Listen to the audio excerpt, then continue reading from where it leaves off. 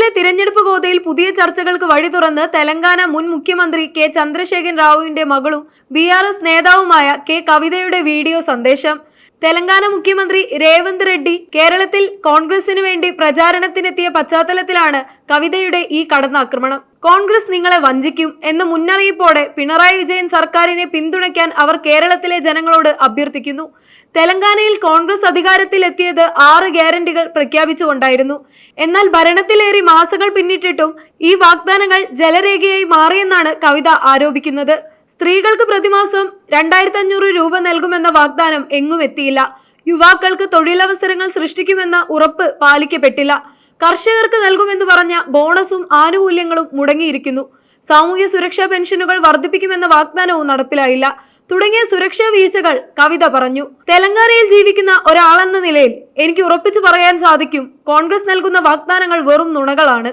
അവർ ജനങ്ങളെ വഞ്ചിച്ചു കഴിഞ്ഞു എന്ന് കവിത വീഡിയോയിൽ വ്യക്തമാക്കുന്നു. കേരളത്തിൽ കോൺഗ്രസ് നടത്തുന്ന പ്രചാരണ പ്രവർത്തനങ്ങൾ തെലങ്കാനയിലെ അഴിമതി പണം ഉപയോഗിച്ചാണെന്ന ഗുരുതരമായ ആരോപണമാണ് കവിത ഉന്നയിക്കുന്നത്. കോൺഗ്രസ് ഹൈക്കമാൻഡിന് പണം അയക്കാനുള്ള ഒരു ATM ആയി തെലങ്കാന സംസ്ഥാനത്തെ രേവന്ത് റെഡ്ഡി സർക്കാർ മാറ്റിയിരിക്കുകയാണെന്നും അവർ കുറ്റപ്പെടുത്തി. തെലങ്കാനയിലെ ജനങ്ങളുടെ നികുതി പണം കേരളത്തിലെ വോട്ടർമാരെ സ്വാധീനിക്കാൻ ഉപയോഗിക്കുന്നു എന്നത് ജനാധിപത്യത്തോടുള്ള വെല്ലുവിളിയാണെന്നും അവർ കൂട്ടിച്ചേർത്തു. കേരള മുഖ്യമന്ത്രി പിണറായി വിജയന്റെ ഭരണത്തെ വാനോളം പുകഴ്ത്തിയാണ് കവിത സംസാരിച്ചത്. വിജയൻജി കേരളത്തെ മികച്ച രീതിയിലാണ് നയിക്കുന്നതെന്നും വികസന തുടർച്ചയ്ക്കായി ഇടതുപക്ഷത്തിന് വോട്ട് ചെയ്യണമെന്നും അവർ ആഹ്വാനം ചെയ്തു. തെലങ്കാന മകളുടെ വിനീതമായ അഭ്യർത്ഥനയാണിത്. വ്യാജ വാഗ്ദാനങ്ങൾ നൽകുന്ന കോൺഗ്രസിനെ തള്ളിക്കളയുക, വികസനത്തിന് വേണ്ടി വിജയൻജിക്കൊപ്പം നിൽക്കുക എന്ന് കവിത തന്റെ വീഡിയോയിൽ പറഞ്ഞു. തെലങ്കാനയിലെയും കേരളത്തിലെയും രാഷ്ട്രീയ സാഹചര്യങ്ങൾ ഒരേ സമയം ചർച്ചയാക്കുക എന്ന ലക്ഷ്യമാണ് കവിതയുടെ ഈ നീക്കത്തിന് പിന്നിലുള്ളത്. നിലവിൽ തെലങ്കാനയിൽ BRS നേരിടുന്ന വെല്ലുവിളികളും കോൺഗ്രസിന്റെ ഭരണപരാജയങ്ങളും ചൂണ്ടിക്കാട്ടി കേരളത്തിലെ വോട്ടർമാരെ സ്വാധീനിക്കാൻ ഇതിലൂടെ സാധിക്കുമെന്ന് ഇടതുപക്ഷം കരുതുന്നു.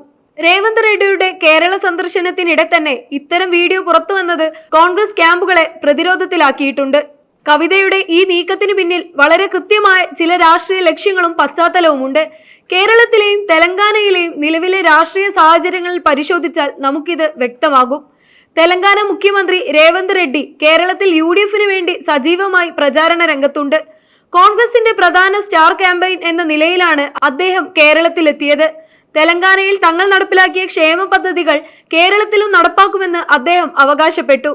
ഇതിനെ പ്രതിരോധിക്കാനാണ് തെലങ്കാനയിലെ ഭരണകക്ഷിയായിരുന്ന BRS നേതാവായ കവിത രംഗത്തെത്തിയത്. നിങ്ങൾ പറയുന്ന കാര്യങ്ങൾ തെലങ്കാനയിൽ പോലും നടപ്പിലായിട്ടില്ല എന്ന് വോട്ടർമാരെ ബോധ്യപ്പെടുത്തുകയാണ് ഇതിന്റെ ലക്ഷ്യം. തെലങ്കാനയിലെ വിഭവങ്ങൾ ഉപയോഗിച്ചാണ് കോൺഗ്രസ് മറ്റു സംസ്ഥാനങ്ങളിലെ തിരഞ്ഞെടുപ്പുകൾ നേരിടുന്നത് എന്ന ആരോപണം BRS തുടർച്ചയായി ഉന്നയിക്കുന്നുണ്ട്. കർണാടകയിലെയും തെലങ്കാനയിലെയും ഭരണം ഉപയോഗിച്ച് കോൺഗ്രസ് വലിയ തോതിൽ പണം സമാഹരിക്കുന്നുവെന്നും അത് കേരളം പോലുള്ള സംസ്ഥാനങ്ങളിൽ വിതരണം ചെയ്യുന്നുവെന്നും സ്ഥാപിക്കാനാണ് കവിത ശ്രമിക്കുന്നത്.